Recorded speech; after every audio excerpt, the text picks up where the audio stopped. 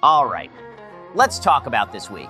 Because if you checked your portfolio anytime in the last 5 days, you didn't see a market. You saw Shark Week. Blood in the water. Panic everywhere. Forced sellers getting dragged under. Bitcoin dove into the low 60,000s. Altcoins didn't just fall, they disappeared. Liquidations came in waves. Fear hit levels people only tweet about in hindsight. And yet, here we are. It's Friday, the selling pressure has slowed, prices are stabilizing, and for the first time all week, the market looks less like it's screaming and more like it's catching its breath. Let's be clear though, this isn't a victory lap, this isn't a bull market revival. This is what happens after leverage gets wiped, weak hands exit, and the market asks a very simple question. Is anyone left to panic? Today, we're breaking down what actually happened over the last 48 hours, why the bounce matters, and why it doesn't mean the danger is gone. Strip out the noise, read the tape. Welcome back to the SENB Daily Brief. Let's get into it. You're listening to the SENB Daily Brief, powered by Whole Shot Coffee. All right, let's ground ourselves in the numbers, because after a week like this, context matters more than vibes. Bitcoin spent most of the week under relentless pressure. We saw a deep flush into the low 60,000s, briefly flirting with levels most people swore we'd never revisit. But over the last 24 hours, something changed. BTC rebounded sharply off the lows, reclaiming the low 70 range and stabilizing above key short-term support. Not a breakout, but a clear pause in the selling. Ethereum followed a similar script. ETH was hit harder on the way down, as it usually is, but it's also bouncing faster, recovering back toward the $2,000 zone after briefly slipping below it. That's not strength, that's relief. Important difference. Across the rest of the market, altcoins remain deeply wounded. Most are still down double digits on the week, even with today's bounce. Liquidity is thin. Confidence is thinner. Now zoom out for a second. The total crypto market cap fell into the $2.3 to $2.5 trillion range, levels we haven't seen in months. At one point, nearly 90% of the top 100 coins were in the red. That's not rotation. That's capitulation.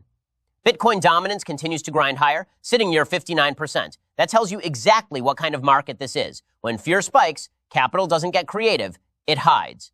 And speaking of fear, the Fear and Greed Index is pinned near extreme fear, single digits, and at the time of this recording, 5 to be exact. Historically, that's where selling pressure exhausts, but it's also where volatility spikes. So the setup right now is simple. Selling pressure has eased, leverage has been flushed, but conviction hasn't returned yet. This is the zone where narratives matter, because the market is no longer trading charts alone. And the biggest narrative driving this entire move starts with Bitcoin's violent drop to 60,000, and what forced the market to finally crack. Let's get into the news. You're listening to the SENB Daily Brief, powered by Whole Shot Coffee. All right, welcome back, everyone. Let's talk about the move that finally broke the market's spine this week. Bitcoin didn't just dip, it collapsed. Over the last 48 hours, BTC fell as much as 14 to 15%, briefly trading just above $60,000, its lowest level since October of last year. For everyone who said, we'll never see those levels again, congratulations. You've now said that about 4 different price zones. This move capped a brutal, weeks-long unwind that's wiped more than 50% off Bitcoin's October highs. Post-election gains? Gone. Momentum? Gone. Patience? Also gone. And it wasn't just retail. Leveraged traders on Binance, Bybit, and Coinbase were hit hard, but so were institutional desks. ETF outflows accelerated. Over $2 billion in liquidations ripped through the system across crypto. This wasn't panic selling. This was forced selling. Whales were liquidated. AI-linked miners and public mining firms got crushed alongside tech stocks. Names like Hut 8, Irene, and Cypher Mining saw double-digit drops as Bitcoin and NASDAQ fell in lockstep. So what actually caused it? Same answer as always, just louder this time. Tech stocks rolled over hard. AI and software names missed earnings. AMD dropped 14% in a single session. Liquidity dried up. Add in renewed tariff threats, tighter Fed expectations, and thin overnight books, and suddenly, every small dip turns into a trap door. And when leverage is stacked, gravity doesn't ask permission. But then, Friday happened. Bitcoin bounced. Hard. From near 60,000, BTC snapped back 7 to 10%, reclaiming the mid-60s and briefly threatening the high 60s. Not because everything's fine, but because shorts finally got paid. Oversold RSI readings in the mid-20s triggered short covering. Dip buyers stepped in. Some whales reaccumulated. This wasn't a trend reversal. It was a relief valve. And that's the key takeaway here. The market didn't heal. It just stopped bleeding for a moment. If macro pressure eases, if tech stabilizes, if tariffs cool, if the Fed blinks, a rebound toward 80 to 85,000 is absolutely possible. But if risk-off resumes, sub 70 is still on the table. Because this move wasn't about charts, it was about structure. And when structure breaks, the next thing that matters is who gets wiped. Which brings us straight into our next headline for today, the liquidation wave that followed. Stay with us. Some mornings start quiet. No rush, no noise. Just good people and the decision to roll forward.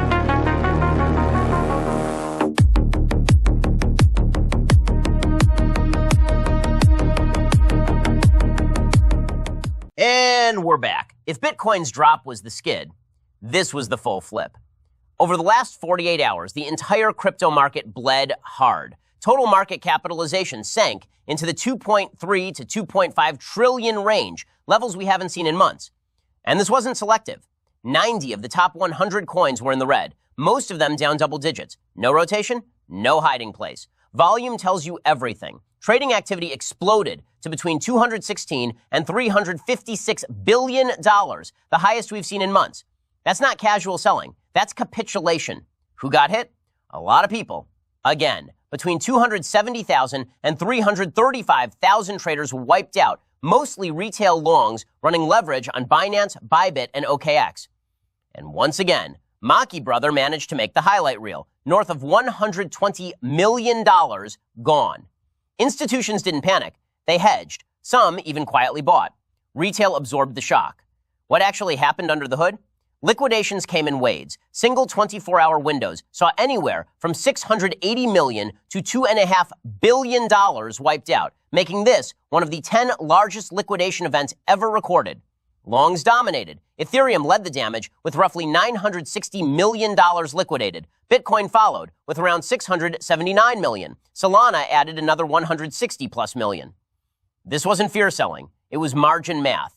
When did this peak?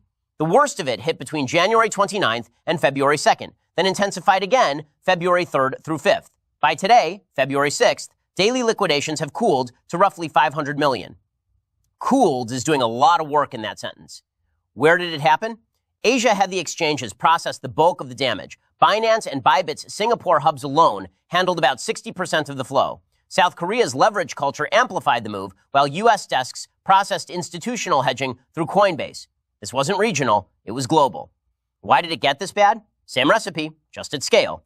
Over-leveraged positions, some as high as 100 times, met a fragile macro backdrop. Tech earnings disappointed. Tariff rhetoric resurfaced. Fed expectations stayed hawkish. Liquidity vanished.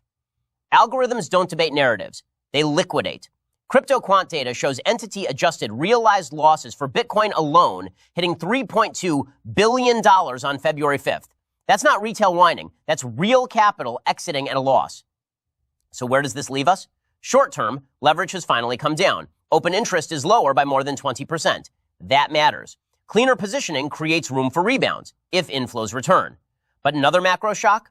Tariffs, rates, geopolitics, and another $1 billion can disappear just as fast. Longer term, though, this matters. This kind of washout removes weak hands, resets funding, and clears distorted bets. It's painful, but it's how cycles survive. And while markets were busy getting wiped, Washington was busy adding pressure of its own. After the break, we'll talk about the White House, stablecoins, and why policy uncertainty is pouring gasoline on this fire. That's coming up after this. She redefined what it meant to race without limits. She proved that silence could be louder than words. Fearless, fast, focused. A reminder that champions are built on grit. That same intensity now fuels her signature blend. Roosted and roasted. Bold Italian roast crafted with the spirit of champions. Ashley's Roosted and Roasted, only at wholeshotcoffee.com. All right, let's keep this train rolling. So, After days of selling, forced liquidations, and fear doing what fear always does, the market finally got a reason to breathe. Because today, Wall Street bounced, and crypto followed. U.S. equities snapped back sharply. The Dow moved higher. Tech stocks rebounded after being absolutely punished earlier in the week. And that mattered, because like it or not, crypto is still trading with equities, not above them. As tech recovered, Bitcoin stopped falling. Not mooning, not breaking out, but stabilizing. BTC held its ground, and crypto-linked equities surged. Coinbase popped between 5 and 7%. Strategy rallied 6 to 15% in pre-market trading. Robinhood jumped more than 11%. Turns out, when risk comes back online, risk assets notice. This rebound comes after Thursday's tech-led sell-off, where AI and software names were hit hard. Microsoft's Azure commentary raised questions about AI spending. AMD got crushed. Confidence cracked. Crypto didn't lead the move lower, it amplified it. That correlation hasn't gone away. Crypto didn't suddenly decouple, it stabilized because equities did. So yes, today's bounce matters, but not because it signals the end of the sell-off. It matters because it tells us what's actually driving this market right now. And it isn't memes, it isn't narratives, it's macro and policy. Which brings us right back to Washington. Because while markets were bouncing, the White House was still locked in a very different fight, the stablecoin showdown. The White House, with crypto czar David Sachs acting as broker, has imposed an end-of-February deadline to resolve a $6.6 trillion dispute between crypto firms and banks. At the center, stablecoin yield. The proposed framework would ban idle yield on stablecoins while allowing activity-based rewards like staking or liquidity incentives. Banks support it. Crypto firms, especially Coinbase, do not. Coinbase CEO Brian Armstrong has called the draft rules dangerous and favoring incumbents. The banking lobby argues yield-bearing stablecoins are unfair competition. And Congress? Still stuck. More than 137 amendments are clogging the Clarity Act process, from yield restrictions to DeFi limitations to tokenized equity rules. Markets can price regulation. They cannot price regulatory limbo. That's why policy uncertainty has been acting like an invisible weight on this market all week. Even as equities bounce, that overhang remains. If this gets resolved by the end of February with actual clarity, stablecoins and select alt sectors could rip. If it doesn't, this chop continues and confidence stays fragile. So yes, today's bounce matters, but the bigger question is what happens next. Because even with equity stabilizing, the damage underneath the surface is still massive. After the break, we'll cover the record liquidations, realized losses, and why this week may have reset the market more than most people realize. That's next, after this.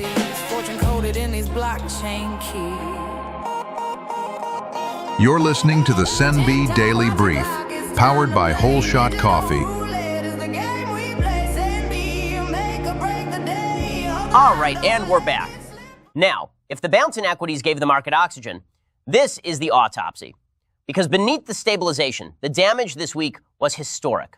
Over the last several sessions, crypto liquidations crossed $1 billion in repeated waves, not once, multiple times. Bitcoin's entity-adjusted realized losses hit an all-time high, more than $3.2 billion on February 5th alone. That's not paper losses. That's people locking in pain. This wasn't just retail getting wiped. Whales moved. Institutions moved. Miners moved. Marathon Digital transferred 1,318 Bitcoin, nearly $87 million, onto exchanges. That's not a confidence signal. That's a liquidity decision.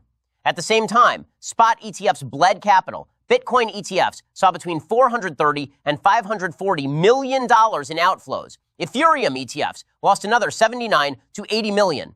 That's not panic. That's allocation changes. Even traditional analysts weighed in. UBS openly stated, and I quote, "Crypto is not an asset," which is a bold thing to say after trillions in volume, but here we are. The point is this. This wasn't just volatility. This was a structural flush. Leverage got erased. Weak balance sheets got exposed. Conviction got tested. And when that happens, almost everything breaks. Almost. Because while Bitcoin, Ethereum, and most of the market were bleeding, one corner of crypto did the opposite. Hyperliquid. The HYPE token surged 50 to 71% during one of the ugliest weeks crypto has seen in months. It traded into the $34 to $37 range, outperforming Bitcoin, XRP, and nearly everything else. That doesn't happen by accident. The catalyst was HIP4, Hyperliquid's rollout of native prediction markets and options. No leverage, no forced liquidations, fully collateralized positions. In other words, the exact opposite of what just blew up the rest of the market. Traders didn't come for hype. They came for survival. Open interest surged toward $1 billion. 24-hour volume touched 4.8 billion. Daily revenue topped $4 million. That's not a pump. That's migration. Add in Ripple stack integration, the ability to stake hype to create custom markets, and suddenly you have something rare in crypto right now, a system designed for stress, not destroyed by it. Does that mean hyperliquid is immune? No. Macro still matters, liquidity still rules, and nothing outruns a full risk-off regime forever. But it does tell us something important.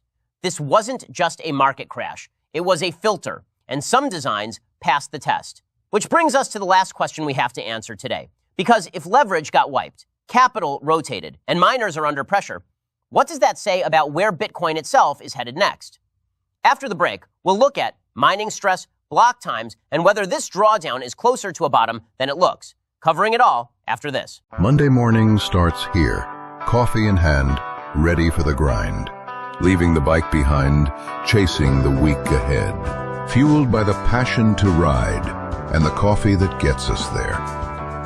Whole Shot Coffee. Fuel your life. Welcome back, everyone. So to close out today's news, we need to zoom out because what the market is wrestling with right now isn't just volatility, it's identity. Bitcoin is now down roughly 28 to 30% year to date. That's from October highs near $124,000 to $126,000 to today's ranges. And that's happening with the most pro-crypto White House we've ever seen. Which makes the question unavoidable. If this is support, what does resistance look like? Analysts are increasingly willing to say the quiet part out loud. This may be crypto winter, not the headline-driven kind, the balance sheet kind. Short term, most desks are no longer ruling out a deeper downside test. Below 69,000 is still on the table, and if the market is forced to find a true base, many are circling the $54,000 to $60,000 range as a zone where forced selling finally exhausts itself. That doesn't mean a crash is guaranteed. It means deleveraging is still in control. And nowhere is that more visible than in mining. Bitcoin mining is under its most acute pressure since the post-halving adjustment cycle began. Network difficulty is projected to drop 14 to 18% over the coming adjustment, falling from roughly 141 trillion to the 116 to 121 trillion range. That doesn't happen unless something is breaking. Block times briefly stretched to 20 minutes, double the protocol target. Daily miner revenue has collapsed toward $28 million, a yearly low. Profitability is now classified by crypto quants as extremely underpaid. That's analysts speak for someone's paying the bill out of pocket. U.S. miners have taken the brunt of it. Texas storms knocked over 110 exahash offline. Energy costs surged. Hash rate dipped. Margins vanished. Foundry USA, Luxor, Marathon Digital. Even the strongest balance sheets are being stress tested. This is what real capitulation looks like. Not influencers screaming on social media, infrastructure recalibrating. But here's the part that matters. Every major Bitcoin cycle has required miners to bleed before the network resets. Difficulty drops, weak operators exit, survivors consolidate. Only after that does price stabilize. If this upcoming difficulty adjustment sticks, it does create breathing room. Margins improve, hash rate stabilizes, selling pressure eases. And historically, that's when bottoms stop falling apart. But timing still depends on macro, liquidity, rates, risk appetite. If those improve, Bitcoin doesn't need hype to recover, it just needs oxygen. And if they don't, then winter lasts longer, but it also gets quieter, which is usually how the next cycle begins. And with that, we've covered the damage, the divergences, and the structural pressure shaping this market. Which brings us to the only thing left to do now. What you, the viewer, think about all of this. The Proof of Thought mailbag, right after this.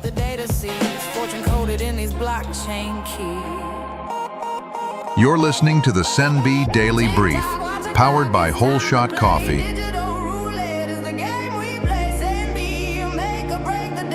All right, welcome to the Proof of Thought mailbag. This is the part of the show where we let the internet speak, which is always a mistake, but a productive one. Let's begin. Submission number 1 is from @DiamondHands_69. Sen, be honest, is Bitcoin dead this time? Excellent question, DiamondHands_69. First of all, no asset that's declared dead every 6 months for 15 years is actually dead. What is dead is your expectation that number only goes up in a straight line. Bitcoin didn't die. Leverage died. Liquidity died. And your favorite influencer's conviction died the second the margin call hit. But Bitcoin? Still producing blocks, still settling final transactions, still making governments nervous. So no, Not dead, just inconvenient again. Next one is from @FedPivotSoon. Sen, should I sell now and buy back lower? Feels like more downside. This question has ended more accounts than bear markets ever could. If you know the bottom, congratulations. You should not be watching this show. You should be managing a sovereign wealth fund. Markets don't reward certainty. They punish it. And most people don't miss bottoms because they're stupid. They miss them because fear feels logical right up until price reverses. So no, I will not tell you when to sell. But I will tell you this. If your plan requires perfect timing, you don't have a plan. All right, submission number 3 is from @CryptoWinterIsHere and asks, this feels like 2018 all over again. Is this another multi-year winter? This is the cleanest question we've had. Here's the answer. It feels like winter because, well, it is winter. Actually, it feels like crypto winter because leverage was allowed to pretend it was spring. What makes winters long is not price drops, it's denial. Right now, the market is not euphoric, not complacent, and not pretending everything is fine. That's actually constructive. Winter isn't a time frame. It's a psychological condition. And this one feels closer to acceptance than panic. Next one is from @BuyTheDipBro, and he says, I bought the dip, then I bought the dip again. Now I'm out of dip money. Congratulations, you have discovered position sizing. The dip doesn't care about your cash balance. It will keep dipping purely out of spite. This is why professionals don't go all in.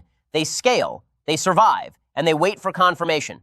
If you're out of dry powder, your job is no longer buying, it's not panicking, which historically is the harder skill. Okay, last one for the week is from @IsThisManipulated and asks, be honest, Sen, is this all just manipulation? Yes. And also no. Markets aren't manipulated in the way movies make it look. There is no single villain. What is real is structural pressure, leverage, liquidity gaps, forced selling, risk-off flows. The market doesn't need a conspiracy to hurt people. Math does that just fine. So here's the takeaway from today's mailbag. Fear sounds intelligent in hindsight, conviction sounds stupid at the bottom, and certainty is almost always a trap. Which is why we don't trade emotions here. We observe them. And with that, let's bring this thing home. Final thought right after this. Our beans are washed in ancient waters, filtered through coal seams deep beneath the Utah mountains. Okay, not really. We totally made that up. But it does sound badass, doesn't it? Here's the truth. Premium Guatemalan beans, aged for 30 days in real whiskey barrels, then carefully roasted smooth in the golden light of California, inspired by the legendary Drunkard's Wash Desert Race in Price, Utah. Bold, smooth, with a subtle touch of whiskey and oak. Drunkard's Wash. Whiskey barrel aged, bold and unmistakable. From Whole Shot Coffee Company. Fuel your life. And here we are. End of the week, end of the show, and my final thought. So here's the thing. Markets don't end in explosions. They end in exhaustion. And what you saw this week wasn't the death of crypto. It was the end of pretending. Pretending leverage didn't matter. Pretending liquidity was infinite. Pretending risk had been solved. That illusion is gone now. And strangely enough, that's when real opportunity usually starts forming. Not because prices are low, not because headlines improve, but because emotions finally detach from narratives. Fear gets quieter, conviction stops performing, and patience becomes valuable again. If you're still here, still watching, still thinking, still asking questions, you're already ahead of most of the market because survival is the first edge, understanding is the second, and timing? Timing comes after both. So don't rush clarity, don't force trades, and don't mistake volatility for truth. This cycle isn't over. It's just being honest again. I'm Sen B'Hiro. Thanks for spending part of your day thinking instead of reacting. Have a great weekend, and we'll see you next time.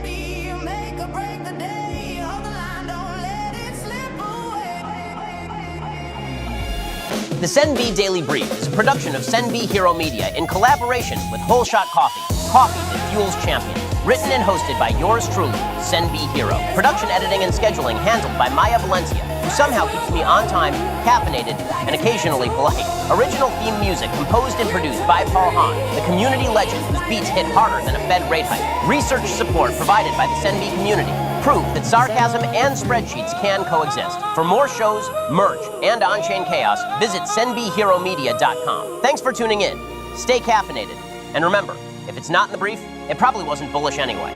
Set my wallet free.